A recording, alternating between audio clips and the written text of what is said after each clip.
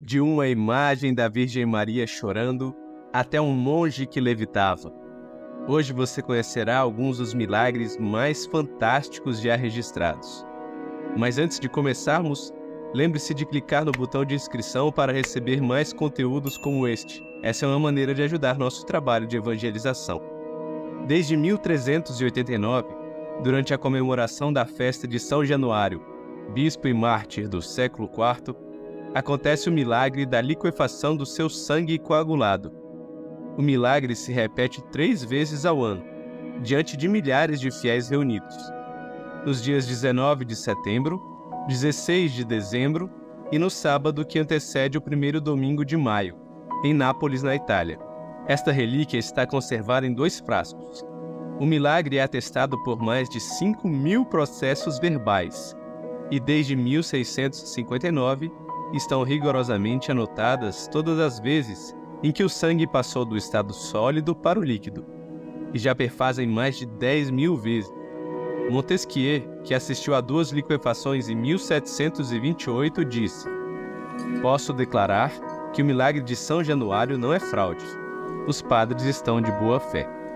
Em 15 de setembro de 1902, o conteúdo das ampolas foi submetido a exame eletroscópico diante de testemunhas, e os cientistas atestaram que se trata de sangue humano. Em 1973, a Igreja Católica reconheceu um milagre em Akita, no Japão. A irmã Agnes Sasagawa teve visões da Santíssima Virgem Maria na cidade de Usawadai.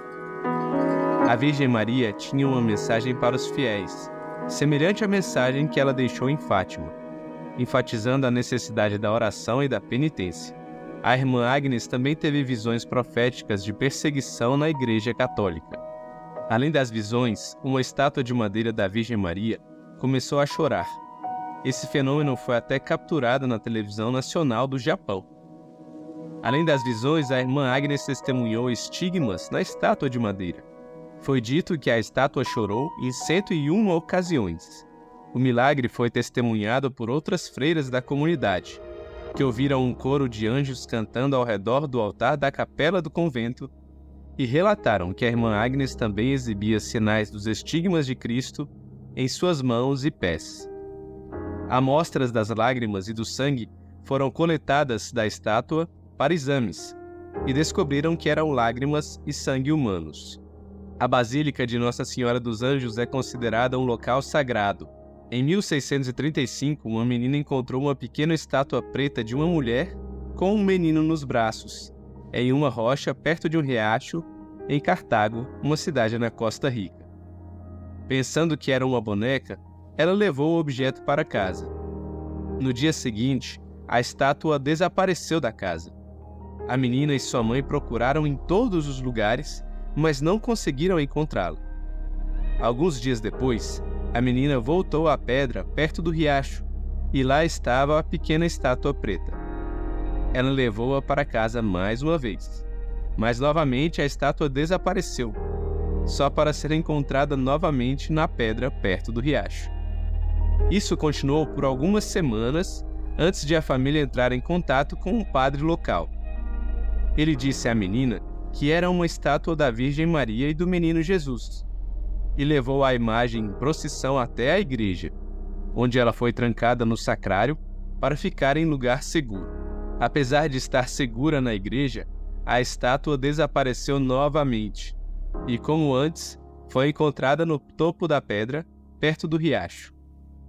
Essa sequência estranha de eventos foi considerada um milagre, e a imagem agora está em exibição permanente na basílica que foi construída.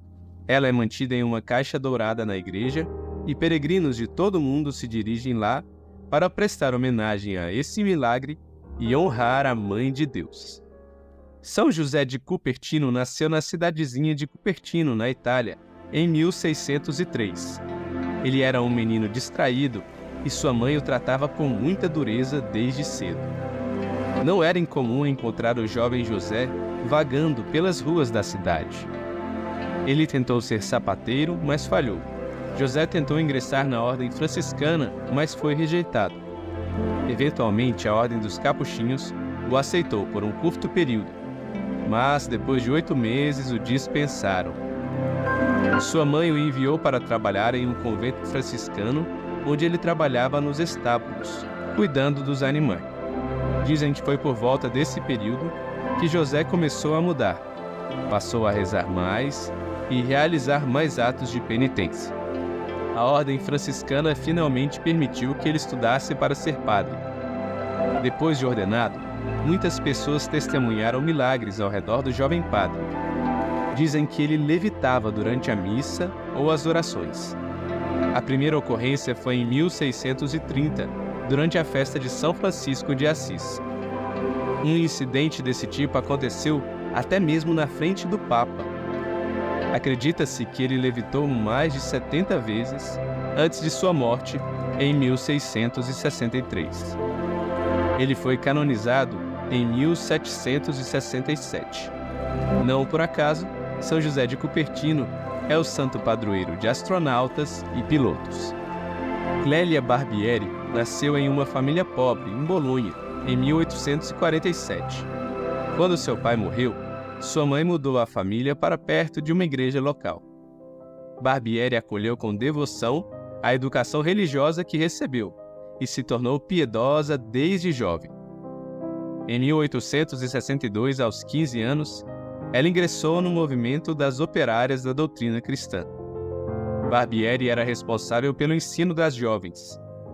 Ao longo dos anos, enquanto ensinava, ela rejeitou várias propostas de casamento para servir a Deus tão somente.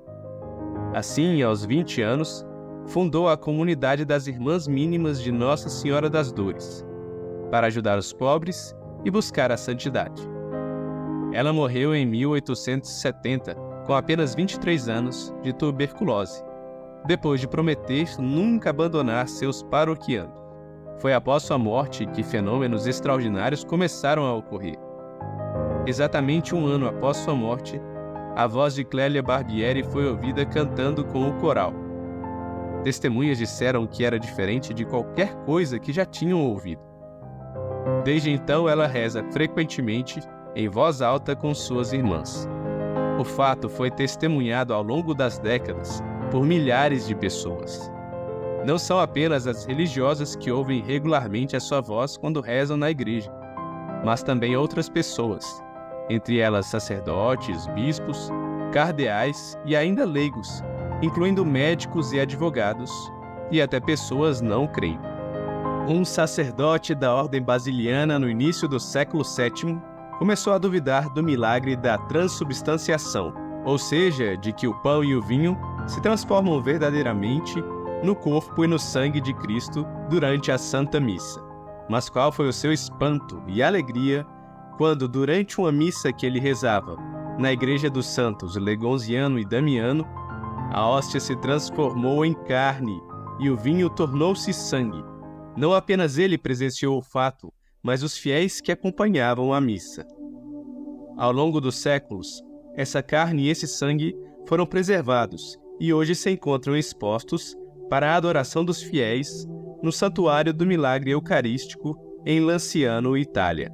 Análises científicas foram feitas na carne e no sangue e chegaram às seguintes conclusões. 1. O sangue e a carne do milagre eucarístico são mesmo sangue e carne. 2. Tanto a carne quanto o sangue são da espécie humana. 3. A carne pertence ao miocárdio, ou seja, é um tecido do coração. 4. A carne e o sangue são do tipo AB, indicando com isso que pertenceram a uma mesma pessoa. Em 13 de outubro de 1917, ocorreu um evento que deixou perplexos cientistas, céticos e historiadores, ao mesmo tempo em que emocionou e inspirou os devotos. Neste dia, milhares de pessoas testemunhariam o que é considerado um verdadeiro milagre. As testemunhas não eram apenas os fiéis, incluíam repórteres, cientistas e céticos, muitos dos quais testemunharam a mesma coisa que os fiéis viram em Fátima, Portugal. Tudo começou em maio de 1917, quando Lúcia, Jacinta e Francisco, 3 crianças que pastoreavam ovelhas, tiveram uma visão da Virgem Maria. Nossa Senhora informou a Lúcia que ela apareceria no mesmo horário no dia 13 de cada mês, pelos próximos 6 meses. As crianças informaram seus pais e logo a notícia se espalhou para outras vilas, que repassaram as informações para outras pessoas. Fátima logo se tornou anfitriã de peregrinos e curiosos no dia 13 de cada mês. Os visitantes ouviam atentamente enquanto Lúcia repetia as mensagens que Nossa Senhora lhe entregava. De acordo com Lúcia, a Virgem afirmou que, em sua visita final, ela daria um sinal para que todos testemunhassem e acreditassem. Por volta do meio-dia de 13 de outubro de 1917, milhares de pessoas se reuniram para aguardar o milagre. Uma chuva leve havia caído durante toda a manhã, e o céu ainda estava carregado de nuvens. Lúcia recebeu sua última profecia da Virgem Maria, que então levantou as mãos para o céu. De repente, as nuvens se abriram e a multidão testemunhou o sol girando no céu e irradiando cores vibrantes. No início, a multidão ficou encantada com o espetáculo. Mas quando parecia que o sol estava despencando em direção à terra, eles ficaram assustados. Muitos ajoelharam na lama para rezar por misericórdia. Eventualmente, o sol retornou ao seu lugar de direito, deixando a multidão de espectadores atônita. De acordo com relatos da época, o evento durou aproximadamente 10 minutos, mas para alguns pareceu muito mais longo. O milagre foi registrado em jornais da época, com registros fotográficos da multidão reunida. A Igreja Católica, após investigações, reconheceu oficialmente as aparições e o milagre do sol como um milagre legítimo. São Martinho de Porres, ou Martinho de Lima, nasceu em 9 de dezembro de 1579, em Lima, Peru. Ele era filho ilegítimo de um nobre espanhol com uma escrava africana. O pai de Martinho abandonou a família quando ele era jovem, e à medida que ele crescia, ele sofria ridicularização por ser mestiço. Martinho chegou a ser negado entrada no sacerdócio por causa de sua ascendência. Finalmente permitiram que ele entrasse para a terceira ordem dominicana, primeiro como servo e depois como irmão leigo. Durante seu tempo na ordem, muitos milagres ocorreram. Algumas pessoas testemunharam sua levitação durante a oração. Dizem que Martinho tinha a capacidade de falar com animais e curar os doentes. Alguns dizem que ele podia curar enfermos apenas com um simples copo de água. Um homem foi curado de úlceras ao beber o copo oferecido. Martinho tinha um profundo desejo de ser missionário, mas nunca deixou seu país natal. Pessoas em lugares distantes, porém, afirmam ter sido visitadas por Martinho, no que provavelmente eram milagres de bilocação. Ele foi avistado na África, no México e no Japão, consolando aqueles que precisavam. Martinho morreu em 1639 em Lima e foi canonizado em 1962 pelo Papa João XXIII. Se você deseja assistir a mais os nossos vídeos, confira nossas playlists e comente também se você tem alguma sugestão de tema para um próximo vídeo. Obrigado e que Deus te acompanhe.